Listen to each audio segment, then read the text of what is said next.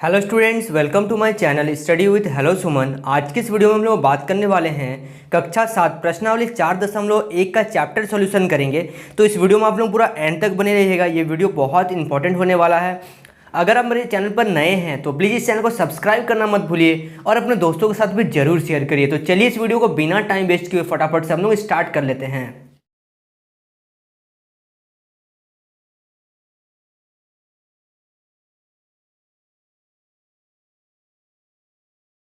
देखिए 1 नंबर का टोटल यहाँ पे जो बोला गया है, उचित कथनों से रिक्त स्थानों को पूर्ति करना। हम लोग को रिक्त स्थान फिल इन द ब्लैंक्स दिया गया, हम लोग को भरना है। टोटल 6 क्वेश्चन है, ठीक है।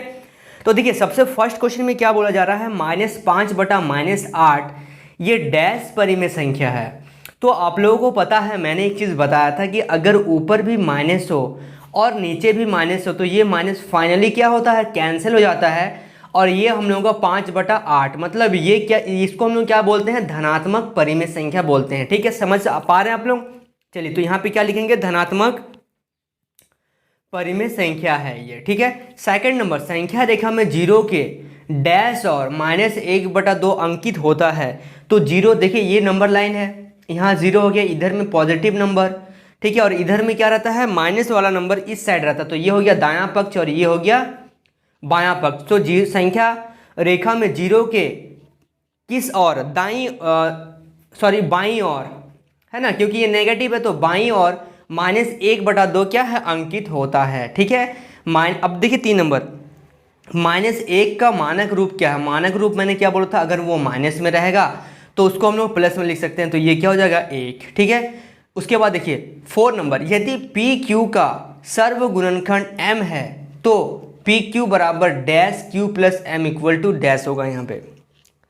तो देखिए अगर यहाँ यदि पी क्यू का सार्व गुणनखंड क्या दिया गया है, m दिया गया है, तो p by Q equal to dash. तो ये अगर पी क्यू का सार्व गुणनखंड m है तो हम लोग क्या कर रहे हैं, q में m ऐड कर रहे हैं, q प्लस m। तो p में भी क्या करेंगे, p प्लस m। क्लियर हो रहा है। उसके बाद देखिए यहाँ, उसके बाद देखिए 5th नंबर, यदि p एवं q ऋणात्मक पूर्णांक है तो pq एक डैश परिमेय संख्या है। अगर pq क्या है, ऋणात्मक है, मतलब ये जो pq है वो ऋणात्मक है, मतलब प्लस का है, तो ये एक डैश परिमेय संख्या हो जाएगा, धनात्मक परिमेय संख्या। क्लियर है। उसके बाद देखिए लास्ट नंबर है ये 6 नंबर क्वेश्चन फर्स्ट का, ठीक है। किसी परिमेय संख्या को मानक रूप में व्यक्त करने के लिए अंश एवं हर को उनके डैश से विभाजित करना पड़ता है।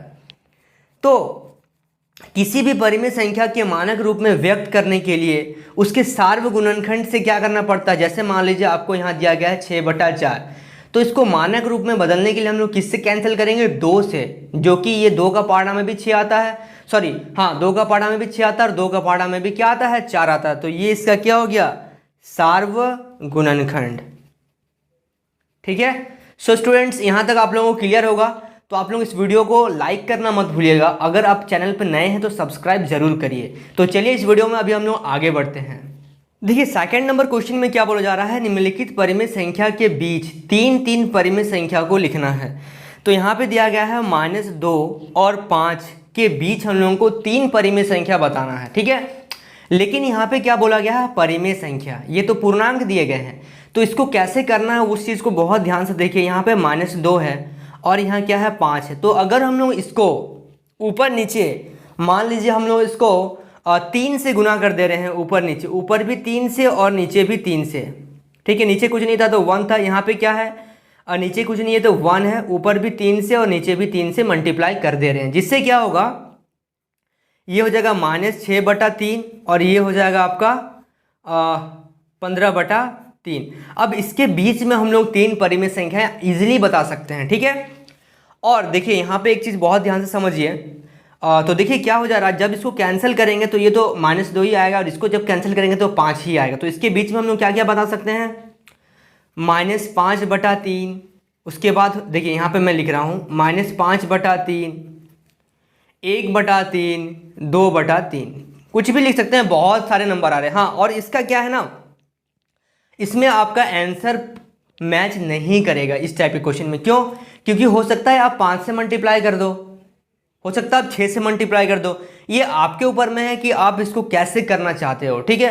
तो ये तो एक अलग टाइप का क्वेश्चन था, लेकिन इस अगर हम लोगों को पूर्णांक में ही दिया जाए, मतलब परिमेय संख्या ही दिया जाए, तो हम लोग कैसे करेंगे उसको भी बहुत ध्यान से देखिए। देखिए यहाँ पे है 1/2 और 3/2 के बीच हम लोगों को बोला गया है तीन परिमेय संख्याएं। तो यहाँ पे देखिए हम लोग का जो हर है वो इक्वल है, और अगर हम लोग इसके बीच में डायरेक्ट लिखना चाहें तो एक ही नंबर आ रहा है 2/2, ठीक है। यहाँ पे 1/2, यहाँ पे 3/2, तो इससे हम लोगों का काम नहीं चलेगा। हम लोगों को इसको क्या करना पड़ेगा, मल्टीप्लाई ऊपर नीचे करना पड़ेगा। तो 1/2 को अगर हम लोग 5 से मल्टीप्लाई कर दे रहे हैं ऊपर नीचे, तो ये आ जाएगा 5/7, और 3/2 को भी हम लोग क्या कर दे रहे हैं, 5 से मल्टीप्लाई कर दे रहे हैं, तो ये आ जाएगा हम लोग का 15/7। अब हम लोग बता सकते हैं यहाँ पे 5/7 और 15/7 के बीच में तीन परिमेय संख्या,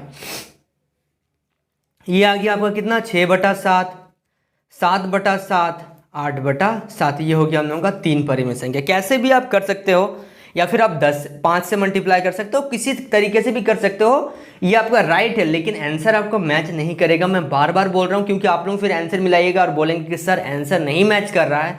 क्यों नहीं मैच कर रहा, मैंने आपको रीज़न बताया। हो सकता है कि एक मिनट देखिए, यहाँ पे थोड़ा सा मिस्टेक हो गया। मैंने जब 5 से मल्टीप्लाई करा है तो यहाँ पे हो जाएगा 10, और यहाँ पे भी मैं 5 से मल्टीप्लाई कर रहा तो यहाँ पे भी हो जाएगा 10। तो ये नीचे जो होगा वो सब में 10 रहेगा, ठीक है।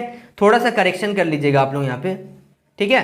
तो बाय द वे इसका आंसर शायद अब मिल सकता है या फिर नहीं भी मिल सकता है, होगा बुक में भी 5 से मल्टीप्लाई क्या होगा, ठीक है। चलिए अब देखते हैं नेक्स्ट क्वेश्चन। देखिए थर्ड नंबर में दिया गया है -1/3 और 4/5। तो यहाँ पे क्या प्रॉब्लम आ रहा है, -1 और 4 के बीच में हम लोग बता सकते हैं 0, 1, 2, 3, ये सब बता सकते हैं। लेकिन प्रॉब्लम क्या आ रहा है यहाँ पे, प्रॉब्लम ये आ रहा है कि ये जो हम लोग का हर है वो इक्वल नहीं है। तो सबसे पहले हर को इक्वल करना पड़ेगा। तो 3 और 5 का यहाँ पे देखिए हर इक्वल था, तो मैंने डायरेक्ट कर पाया इसको मल्टीप्लाई करके। लेकिन यहाँ पे क्या है, 3 और 5 दिया गया है, तो 3 और 5 यहाँ पे हर में है, तो इसको जब एलसीएम ले लेंगे तो कितना आ जाएगा, 15। -1/3 के नीचे हम लोग को क्या लाना है, 15 लाना है हर में, तो इसको 5 से मल्टीप्लाई करेंगे और इसको भी 5 से, तो ये आ गया हम लोगों का -5। हाँ, इस टाइप के क्वेश्चन का आंसर जरूर मिलेगा, ठीक है। उसके बाद देखिए यहाँ पे क्या है, 4/5, इसके नीचे भी क्या लाना है हम लोगों को, 15 लाना, तो इसको किससे मल्टीप्लाई करेंगे, 3 से, और ऊपर भी 3 से, तो ये आ जाएगा आपका 12/15। अब इसके बीच में आराम से आप लिख सकते हैं 5/15 और 12/15 के बीच में बहुत सारे नंबर आ जा रहे हैं, 1/15, 2/15, 3/15, बहुत सारे नंबर आ जा रहे हैं। तो आप किसी को भी वहाँ से पिक कर सकते हो, ठीक है। तो अगर इस टाइप का क्वेश्चन में आंसर क्यों मैच करता मैं आपको बता रहा हूँ, और क्या मैच करता वो भी मैं बता रहा हूँ। इस टाइप के आंसर में आपका जो हर है ये मैच करेगा, ठीक है। लेकिन ये जो मैंने 1, 2, 3 लिया है ये मैच नहीं करेगा, अंश मैच नहीं करेगा। क्यों, क्योंकि यहाँ पे मैं ये भी ले सकता हूँ -4/15, -3/15, -2/15, कुछ भी मैं ले सकता हूँ इसके बीच में, ठीक है। तो इसीलिए यहाँ पे मैच नहीं करेगा, ठीक है। तो ये था हम लोग का सेकंड नंबर। आई होप आपको यहाँ तक सारा चीज़ समझ में आ रहा है। So students please note down this question. देखिए 3 नंबर क्वेश्चन में भी ध्यान से देखिएगा, निम्नलिखित प्रत्येक के 3 समतुल्य परिमेय संख्या लिखिए। मैंने आपको बताया था समतुल्य का मतलब क्या होता है, पहले थोड़ा सा आप यहाँ पे समझ लीजिए। समतुल्य का मतलब होता है, सपोज आपको दिया गया है 10/4, और मैं यहाँ पे क्या कर दे रहा हूँ, 10/4 को कैंसिल कर दे रहा हूँ 2 बटा, अगर मैं इसको कैंसिल करूँगा तो ऊपर आ जाएगा 5 और नीचे आ जाएगा 2। तो अगर मैं इसको 1 से मल्टीप्लाई करूँ तो ये आ जाएगा 5/2। अगर मैं इसको 2 से मल्टीप्लाई करूँ ऊपर नीचे एक ही नंबर से, तो ये आ जाएगा 10/4।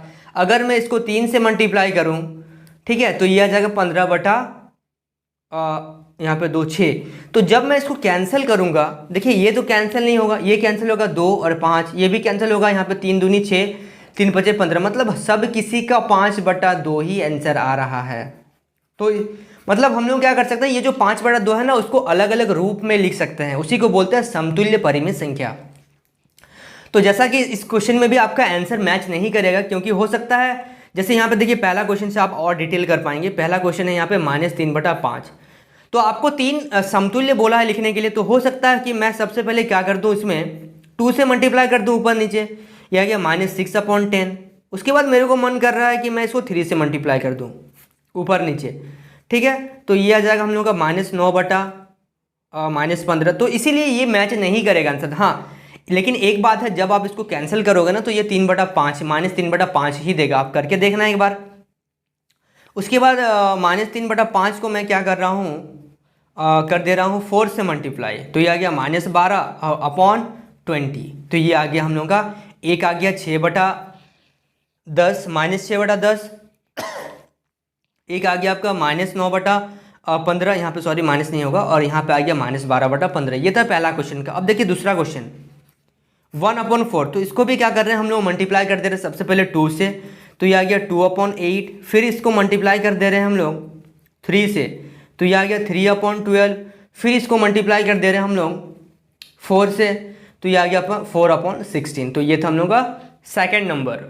उसके बाद देखिए थर्ड नंबर क्वेश्चन में क्या था, 4/-7, ठीक है। तो इसको हम लोग मल्टीप्लाई कर रहे हैं 2 से सबसे पहले, तो ये आ गया 8/-14, फिर अगर हम लोग इसको 3 से मल्टीप्लाई करेंगे तो ये कितना जाएगा, 12/-21, 4 को अगर इसको हम लोग 4 से मल्टीप्लाई कर देंगे ऊपर नीचे, एक बार 2 से मल्टीप्लाई 3 से, आप डायरेक्ट भी लिख सकते हैं, कोई दिक्कत नहीं है, और एक बार 4 से, तो ये जाएगा 16/-28। क्लियर हो रहा है। उसके बाद फोर्थ नंबर 2/5, इसको मल्टीप्लाई कर देंगे किससे, 2 से, तो ये आ गया 4/10। क्लियर। 2/5 को हम लोग करेंगे मल्टीप्लाई ऊपर नीचे 3 से, तो ये आ जाएगा 6/15। 2/5 को हम लोग क्लियर मल्टीप्लाई कर देंगे किससे, 4 से, 8/20। तो आप इसमें आंसर आज लिख सकते हैं 4/10, 6/15 और 8/20। ये तीनों क्या है, इक्वल है। जब आप इसको कैंसिल करोगे तो 2/5 ही आंसर में आएगा। क्यों आएगा, क्योंकि अगर हम लोग इस 3 और 3 को कैंसिल करेंगे तो 2/5, 2 और 2 को कैंसिल करेंगे तो 2/5, और इस 4 और 4 को कैंसिल करेंगे तो क्या जाएगा, 2/5 ही आएगा। इसीलिए हम लोग क्या करते हैं कि ऊपर नीचे सेम नंबर से ही मल्टीप्लाई करते हैं, जिससे क्या होगा कि ये कैंसिल होने के बाद ये हम लोग का सेम रिजल्ट दे, ठीक है। उसके बाद एक लास्ट क्वेश्चन है 5th नंबर, यहाँ पे है आपका 3/4, तो इसको भी क्या करेंगे, इसको भी सबसे पहले 2 से मल्टीप्लाई कर दे रहे हैं। आप किसी भी नंबर से कर सकते हो, कोई ज़रूरी नहीं है कि आपको 2 से ही स्टार्ट करना है। ये हो गया 6/8, फिर हम लोग इसको 3 से मल्टीप्लाई कर देंगे तो ये आ जाएगा 9/12, फिर हम लोग इसको क्या कर देंगे 4 से मल्टीप्लाई कर देंगे तो ये आ जाएगा हम लोगों का कितना, 12/16। ठीक है, तो ये था हम लोगों का question number 3rd। I hope आपको यहाँ तक सारा चीज़ समझ में आ गया है। So students please note down this question. So students I hope आपको ये वीडियो पसंद आया होगा, आपने काफ़ी कुछ इस वीडियो से सीखा होगा। अगर आप मेरे चैनल पर नए हैं तो प्लीज़ इस चैनल को सब्सक्राइब करना मत भूलिए और अपने दोस्तों के साथ भी जरूर शेयर करिए। सो स्टूडेंट्स आज की इस वीडियो में बस इतना ही, मिलते हैं नेक्स्ट वीडियो में, तब तक के लिए बाय।